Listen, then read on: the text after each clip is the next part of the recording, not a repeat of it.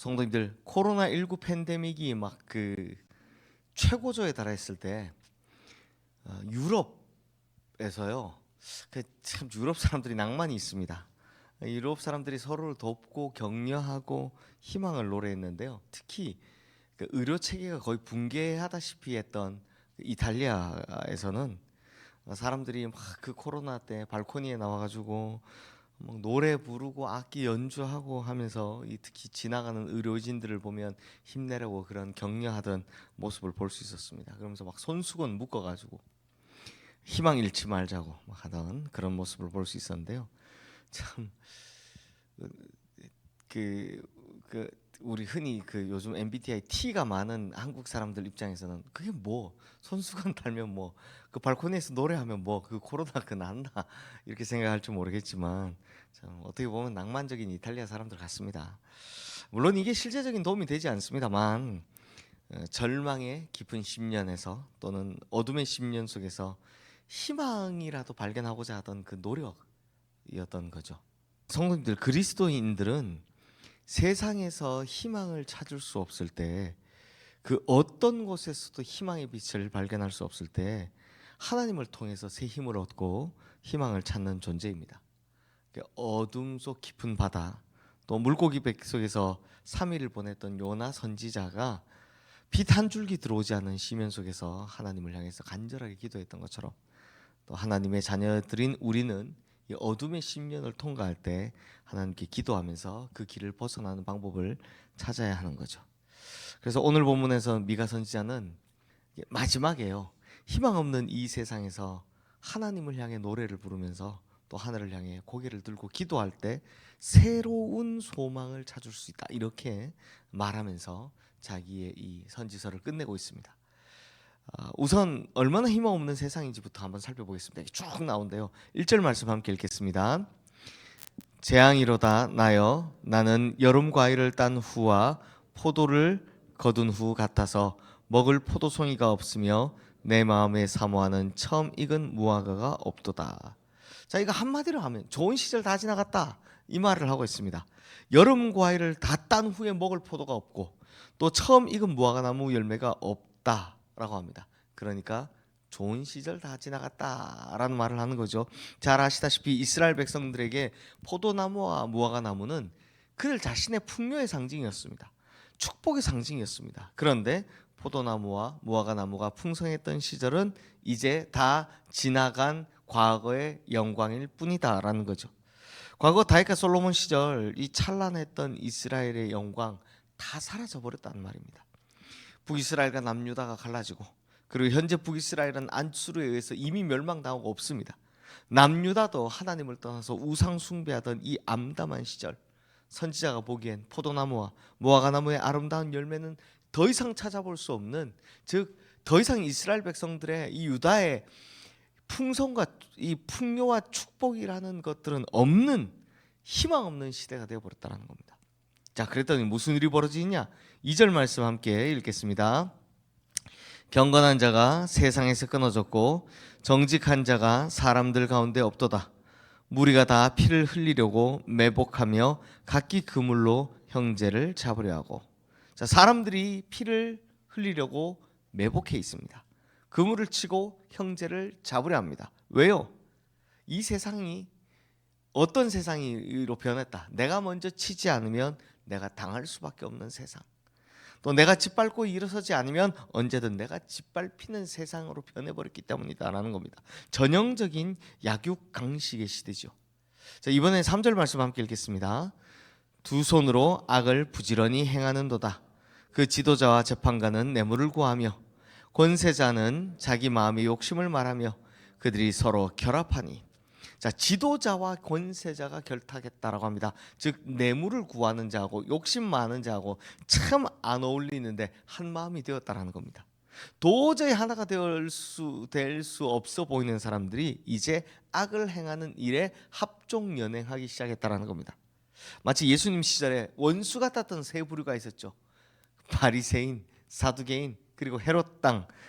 이 정말 원수 같았던 세 부류가 예수님 고발할 조건 찾기 위해서 서로 힘을 합쳤던 것처럼 또 예수님을 죽이려고 하던 날에 원수지간이었던 빌라도와 헤롯이 친구가 되었던 것처럼 그들 자신의 이익을 위해서는 지금 합종연행하는 이런 시대가 왔다라는 겁니다. 자, 이어서 5절 6절 말씀도 함께 읽겠습니다. 너희는 이웃을 믿지 말며 친구를 의지하지 말며 내 품에 누운 여인에게라도 내 입의 문을 지킬지어다. 아들이 아버지를 멸시하며 딸이 어머니를 대적하며 며느리가 시어머니를 대적하리니 사람의 원수가 곧 자기의 집안 사람이리로다. 자, 이제는 누구도 못 믿겠다.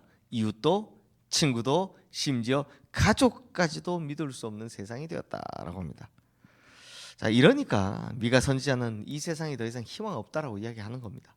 근데 성도님들, 이거 뭐 이렇게 하나하나 뜯어보면 또 그럴 수도 안 그럴 수도 있지만 오늘날 이 세상도 비슷하지 않습니까? 이건 비단 미가 시대만 뿐만 아니라 오늘 우리 시대에도 일어나고 있는 일들입니다. 정정당당하게 경쟁에서 이긴 사람이 진 사람의 손을 잡아 이렇게 세워주고 또 진 사람은 승복하고 승자에게 박수 쳐주는 아름다운 모습, 이런 건 스포츠 외에는 찾아보기가 힘든 세상이 되었습니다.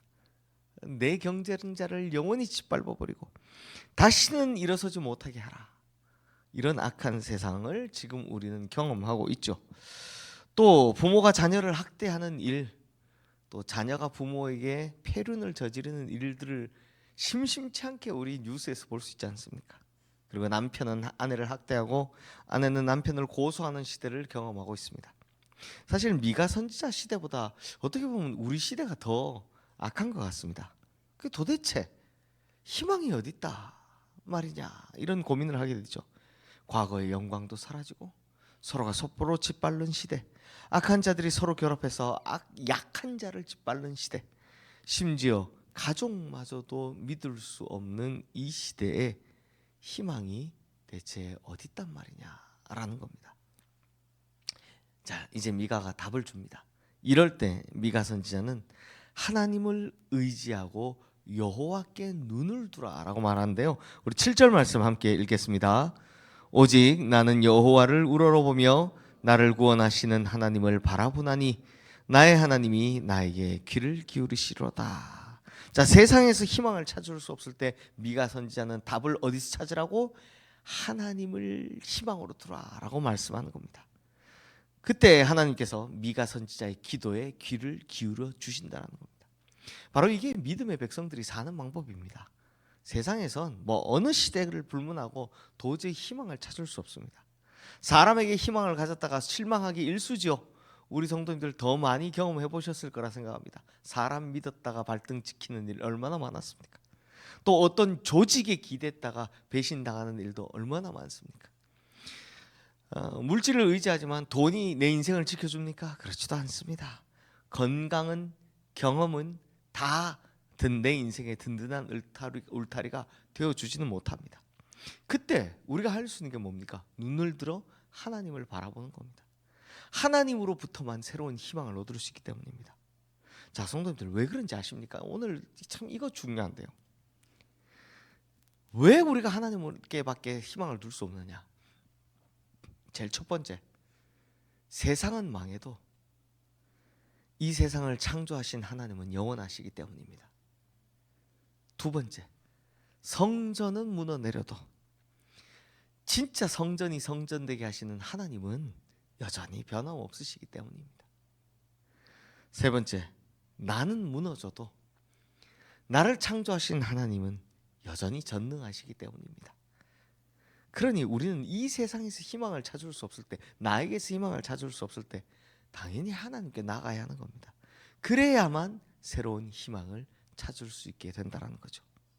자, 성도들, 이제 이 선지자는 하나님을 향해 눈을 들었습니다. 그러자 하나님께서 그에게 방향을 제시해 주는데요. 우리 11절 말씀 함께 읽겠습니다. 내 성벽을 건축하는 날, 곧 그날에는 지경이 넓혀질 것이라. 자, 여기서 말하는 성벽은 우리 흔히 눈에 보이는 예루살렘 성벽을 생각하는데요. 네, 그렇게 해석하는 것도 맞는데 여기서는 믿음의 성벽으로 보는 것도 이게 괜찮습니다. 왜냐하면 이런 것들을 이제 상징 언어로 해석하기 때문입니다. 그럼 무슨 말입니까? 세상이 무너져 내리면서 나의 믿음의 성벽도 무너져 내려 버렸습니다. 내 믿음의 터전도 흔들려 버렸습니다. 사람에게 시험 들고 물질에게 시험 들고 환경에 휘둘리면서 나도 모르게 내 믿음의 재단들이 다 무너져 내렸다는 겁니다. 그때 하나님께 선지자에게 이렇게 말씀하시는 겁니다. 너의 성벽을 쌓으려라. 어디서부터 무너졌는지, 기초가 어떻게 잘못됐는지를 살펴보고 다시 쌓으려라. 기도의 성벽을, 믿음의 성벽을, 말씀의 성벽을, 전도의 성벽을, 이웃사랑의 성벽 다 무너졌으니까 다시 쌓으려라 라고 말씀하시는 겁니다. 성도님들, 그 옛날 갈멜산에서 바알과 아세라 선지자 그리고 엘리야가 대결할 때 하나님께서 제일 먼저 주신 말씀이 뭐였습니까? 무너진 여호와의 제단을 수축하라는 것입니다. 엘리야에게 먼저 하늘에서 불 떨어지기 전에 뭐부터 하라고요? 제단을 다시 쌓아 올리는 것부터 시킨 겁니다. 그러므로 무너진 제단을 다시 쌓고 무너진 성벽을 다시 쌓는 것, 이게 지금 우리가 해야 하는 일이다라는 겁니다. 세상을 향해 탄식하고 사람을 향해 비난하고 뭐 이 세상 왜 이러냐 욕할 필요 없습니다. 내 믿음의 성벽을 다시 세우는 게 먼저라는 겁니다. 그러니 내 믿음을 먼저 돌아보고 무엇이 무너져 있는지를 확인한 후에 다시 쌓아 올리는 믿음의 성벽을 재건하시는 우리 성도님들 다 되시기를 주님의 이름으로 축원합니다. 자, 그때 하나님께서는 이제 다시 쌓아 올리면 새로운 소망을 주시는데요. 우리 19절 20절 말씀 함께 읽어보겠습니다. 다시 우리를 불쌍히 여기셔서 우리의 죄악을 발로 밟으시고 우리의 모든 죄를 깊은 바다에 던지시리이다. 주께서 옛적에 우리 조상들에게 맹세하신 대로 야곱에게 성실을 베푸시며 아브라함에게 인애를 더하시리이다. 자, 믿음의 성벽을 다시 쌓아 올린 백성들을 하나님께서 불쌍히 여기시고 어떻게 하시냐? 인애와 성실을 다시 베푸신다. 자, 여기 야곱은 북이스라엘을 말하는 거고 여기 아브라함은 남유다를 말하는 건데요. 인애와 성실을 다시 베푸신다 합니다. 다 망한 곳에도, 그 망한 민족에게도 하나님께서 다시 이렇게 해주신다는 거죠. 그러니 하나님께서 우리를 긍휼히 여기시고 우리와 맺은 약속을 기억하신다면 더 이상 우리는 염려할 일이 없습니다. 왜? 하나님께서 책임져 주시기 때문이다 라는 거죠. 그러므로 우리 성도님들, 정말 인생의 어둠의 10년, 깊은 절망의 터널을 통과할 때 뭐 하라고요? 제일 먼저 눈을 들어 하나님을 바라보시기를 주님의 이름으로 축원합니다. 그리고 무너진 믿음의 성벽이 어디인지 확인하고 곧 다시 쌓아 올리시기를 주님의 이름으로 축원합니다. 그러면 하나님의 인애와 성실이 우리를 끝까지 책임져 주실 줄로 믿습니다. 이 시간 오늘 주신 말씀 기억하며 우리 함께 기도하겠습니다.